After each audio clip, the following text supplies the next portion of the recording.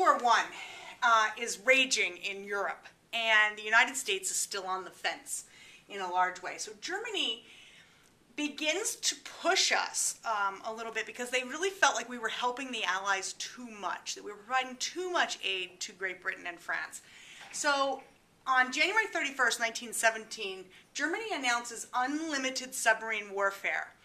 And this really ticks off Wilson. And he basically says, if you come after our ships, if you harm American people or property, we are going to break diplomatic relations to you, which is a prelude to war, and then we will declare war against you, should you push us even the teensiest bit after that. So Wilson he's had it with Germany, okay? He's threatening to break diplomatic ties. This is a definite prelude to war. Things are starting to boil. On March 1st, 1917, the Zimmermann Note is discovered and published. So what's the Zimmermann Note? The Zimmermann Note was a telegram from German Foreign Secretary Zimmermann to Mexico, to their president. And he basically says, hey, I'll make you a deal. Mexico, if you go to war against the United States and you invade the desert Southwest and you occupy the American army long enough for us to win the war in Europe, we'll make sure you get back Texas, Arizona, and New Mexico. You'll get back the whole desert Southwest if you can occupy the United States long enough to keep them out of Europe.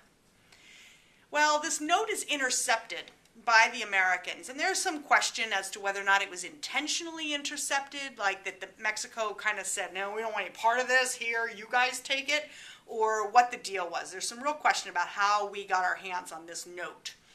So when it's published, it really angers Americans because we felt threatened by that. How dare they go behind our backs and incite the Mexicans? And Wilson especially really gets angry. So the war hawks in Congress, man, they're getting fury. They're getting up and they want to go to war. Then in early 1917, the Russian Revolution happens. And this is depending on which calendar you follow, if you're following the Russian Orthodox calendar or you're following the Christian calendar, it happens in February or March. It's a 6-week difference between the calendars. So the Russian Revolution happens. The Tsar Nicholas II is overthrown, and there's a revolution that breaks out in Russia between the Reds, who supported communism and Lenin, and the Whites, who still supported the Tsar. So the Reds and the Whites go to battle in Russia, and they can't be part of the war any longer. So after a couple months of hedging after the revolution, they finally make a separate treaty with Germany. It's called the Treaty of Brest-Litovsk, and that treaty pulls Russia out of the war where they no longer have to fight. And Germany at this point is not faced with a two-front war. Now they can move all of their troops over to the Western Front and confront France and Great Britain head-on without dividing their armies. So this makes a huge difference, not just for Russia, but for Germany, because they can totally realign their forces to go headlong after the Allies. So now Great Britain and France are looking at the United States saying, oh, when are you getting in? We need you now. Things are really bad over here. We're facing the entire German army. On April 2nd, 1917, Wilson is going to ask for a declaration of war. What's that look like? Well, Wilson goes directly to Congress, and he addresses them on the floor. And this was a completely unusual event because Congress wasn't used to being directly addressed by the President of the United States. Wilson goes onto the floor of Congress and he asks for a declaration of war. Now, when they vote on that, because remember, Congress is the only power that's able to declare war in the United States. And back in Wilson's day, the president couldn't really send troops into battle without Congress's okay. It's not like today, where we have these war against terrorism, but it's not a war that's declared by Congress, that sort of thing. So in the end, there are some people who vote against the war. They don't want to go. There are 6 senators total, and there are 50 members of the House of Representatives that vote against the war, including Jeannette Rankin. Now, Jeannette Rankin, and that's an R,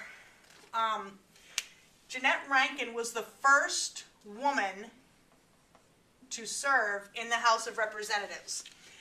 So that's why she's sort of note here, that she voted against the war because she was certainly a peaceful person and didn't want to see us go off to war and send the boys off to war, but she is the first woman in Congress, so that's pretty monumental. So Wilson, in his address to Congress, says that this is a war to end all wars, that this should really be it. This is going to be so huge, so monumental, that it's really, we're not going to see a war after this, because why would we ever want to go back to this kind of bloodshed again? There had already been millions lost in Europe over this war without us even being involved. So this is the war to end all wars. He was wrong. He also said that this is the war that's going to make the world safe for democracy, because he was already thinking about what the end game was going to be with the treaty and how he was going to ensure democratic principles and values for all of these countries after the war ended. Now, Wilson's going to issue on January 8th, 1918, so not long after he addresses Congress, he's going to issue the 14 points. And those 14 points are sort of the cornerstones of what he hopes will become a future treaty at the end of the war. They were a little lofty. So here's 4 of the points that he makes. You will notice that these 4 points are very broad, but they're meant to ensure future peace. So he had good goals in mind. So, freedom of the seas, that countries should be able to put their ships on the oceans and sail freely without being interrupted by each other. England's blockade of Germany, Germany's U-boat use during the war, violates freedom of the seas, and he hated it. Remove economic barriers to trade. In other words, get rid of the huge tariffs. If the tariffs are so big in your country to protect your industries, then that's going to make other countries bitter. And he wants to get rid of those, level the playing field, and let's just all trade freely on an open market without the messy tariffs. He wants to see an end to secret treaties and alliances. None of this backroom dealing going on. No more of this triple entente with Russia and France and England, and then all of a sudden they're all ganged up on Germany, or vice versa, Germany and Austria-Hungary, ganging up on little tiny Serbia. End the secret treaties. If you want to make an alliance with somebody, make it transparent. Put it out there and tell the world, this is my alliance. You want to screw with me, you're screwing with them. Reduction of arms. Every country should proceed with reducing their weaponry. We don't need these kinds of stockpiles of weapons. You can see how many of these we've actually followed. Not many. If he could see now what kind of armaments we have in the U.S., he'd probably flip in his grave. Now, the rest of the 14 points here, he also wants to see every country have their self-determination respected. In other words, if you're an independent, sovereign country, then you should be able to make your own decisions. You shouldn't be bullied by anybody else, like Austria-Hungary bullied Serbia. Self-determination is huge. Here's the problem with self-determination. If no country can tell another country what to do, at the end of this war, is France going to be able to tell Germany what to do if they approve this point? No. So France hates this idea. No self-determination for them. Territorial integrity. Once territories are established, your country's boundaries, we should respect that. No country should go in and say, yeah, I want this. That whole mess with Alsace-Lorraine in northeastern France, Germany and France should not have been battling over that for decades. It should have been, the integrity of that should have been maintained, and it wasn't. And then finally, this is the big one. This is the big point. This is the one he will sacrifice everything for, and that is the League of Nations. Create an international organization whose job it is to mediate peace. When something starts brewing, this group gets involved, and they make peace among the other parties, okay? These points, all of them, are not universally agreed upon. Not everybody's on board with this. Now, ensuring loyalty. What do we do in the United States to ensure loyalty of the American people? Well, first of all, the Committee on Public Information is led by a man named George Creel. His job is to sell the United States and the people on the idea of going to war. Why should we go? That's his first job, propaganda here. His second job is to sell the world on Wilsonian ideas. How do we get Wilson's 14 points to be more accepted by the world before we go into peace negotiations in Versailles? So that was his job. His committee would produce movies about Hammer the Hun and The Beast of Berlin, that sort of thing.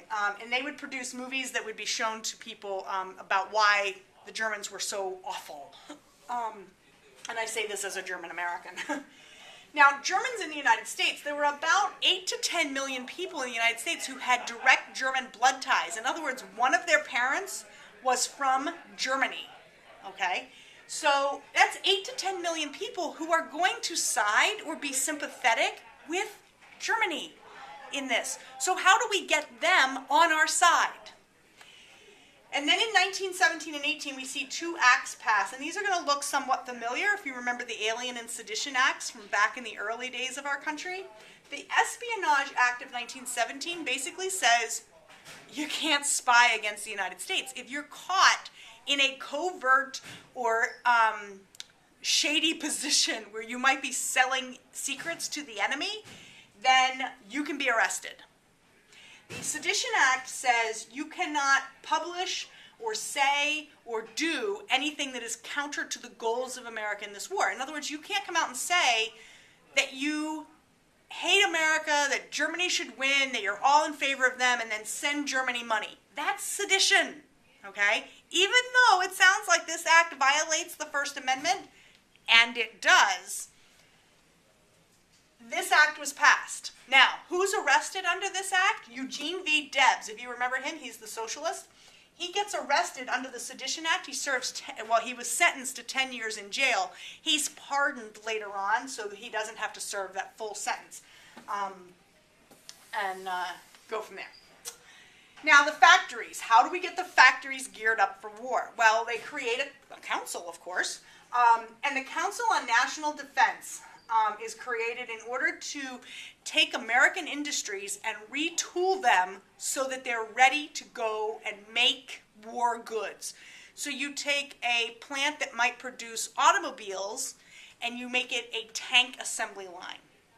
You take a plant that might produce engines for automobiles and you make it a something that would produce engines for airplanes. Now, airplanes were not used in World War I the way they were used in World War II. We'd only been flying for 15 years at this point. So, since the Wright brothers. But airplanes were used for surveillance purposes in World War I. So that's where that comes in. The War Industries Board, their job, led by Bernard Baruch, is to make sure that everybody's on board with gearing up for war, okay? That industries have been repurposed correctly, that they're being paid with government contracts, that the employees are suited for the job, that sort of thing. And you're going to see a lot of women enter the workforce at this point because labor will win the war. That's what they were told. So they went off to work when their husbands and their boyfriends and their brothers and their sons went to war. Women picked up the slack and got into the factories to do the job. It is. I have some important